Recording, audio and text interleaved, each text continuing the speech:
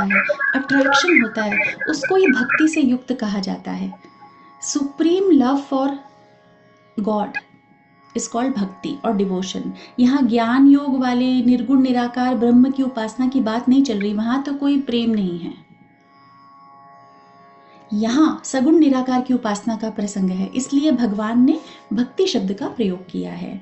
अब आज भक्त शब्द पर हम विचार करें। स्वामी जी ने बताया कि भक्त कौन है। भक्त वो है जो विभक्त ना हो, और विभक्त कौन है? जो भगवान से अलग हो गया वो विभक्त हो गया। शरीर संसार में जिसका आकर्षण हो गया, आसक्ति हो गई, वो भगवान से अलग हो गया, वो विभक्त हो गया। तो भक्त कौन? जो भगवान में लग गया, जो भगवान से एक हो गया, अभिन्न हो गया, वो है भक्त। तो परिशिष्ट भाव में देखें, स्वामी जी की वाणी हम पढ़ते हैं।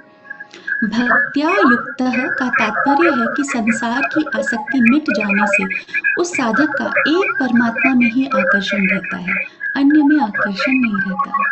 संसारी मनुष्य तो अपरा में आकृष्ट रहते हैं, पर जो अपरा को छोड़कर भगवान में आकृष्ट हो जाता है वह भक्त हो जाता है। संसारी मनुष्य शरीर संसार में आसक्त होने से विभक्त अर्थात भगवान से अलग हो जाते हैं, पर भगवान में लगा हुआ साधक विभक्त नहीं रहता, प्रत्युत भक्त अर्थात भगवान से एक यानी कि अभिन्न हो जाता है। तो भक्त माने, आज हम एक नई परिभाषा सीख रहे हैं भक्त की। भक्त माने कौन? जो विभक्त नहीं है, जो भगवान से अलग नहीं है, जिसका किसी और में आकर्षण ही नहीं है। स्वामी जी कहते हैं भक्ति नाम ही प्रियता का है। हम सोचते हैं भक्ति क्रिया का नाम है, हम सोचते हैं नाम जप कर लिया, नाम लेखन कर लिया, कीर्तन कर लिया, बैठ के भजन गा लिए तो ये भक्ति हो गई।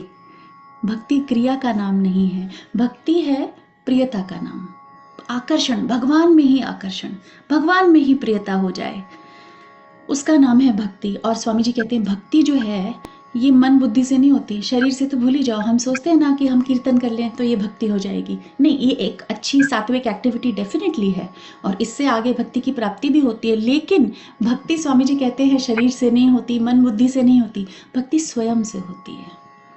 इसलिए स्वामी जी बार बार वो पुकार लगाने का कहते कि हे नाथ, मैं केवल आपका हूँ, आप कृपा करो, मैं आपको भूलूं नहीं। ये स्वयं से ये पुकार लगाई जा रही है।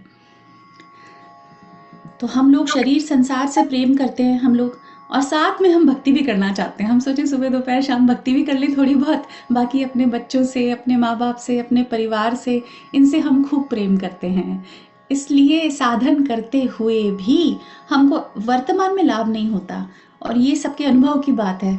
बहुत सारे साधकों से जब मेरी बात होती है तो हम सबका एक कॉमन जो एक्सपीरियंस है वो यही है कि इतना साधन करते हुए भी गीता का पाठ भी हो रहा है, एकादशी व्रत भी हो रहा है, उस दिन पारायण भी हो रहा है, नाम जप भी कर रहे हैं जितना हो सकता है, सब कुछ कर रहे हैं, लेकिन लाभ नहीं हो रहा। क्यों? क्योंकि हम तो इधर इस संसार को पकड़ के रखना चाहते हैं और फिर सोचते थोड़ी थोड़ी भक्ति भी चलने दो साथ में। तो इसलिए वर्तमान में हमको, हालांकि वो बेकार नहीं जाएगा, लेकिन वर्तमान में उसका लाभ नहीं होगा जितना लाभ हमें हो जाता। तो हम ध्यान दें अभी यहाँ पर कि भक्ति कोई क्रिया नहीं है, कोई अनुष्ठान नहीं है जो सुबह शाम हम एक एक घंटे के लिए कर लें, कोई श्रम नहीं, कोई परिश्रम वाला काम नहीं है। स्वामी जी भगवान से कहते हैं, इसीलिए कह रहे हैं कि वो भगवान से प्रार्थना करें हम सब कि हे नाथ आप हमें प्यारे लगे। क्या प्रार्थना है? हे नाथ आप हमें प्यारे लगे, आप मीठे लगे।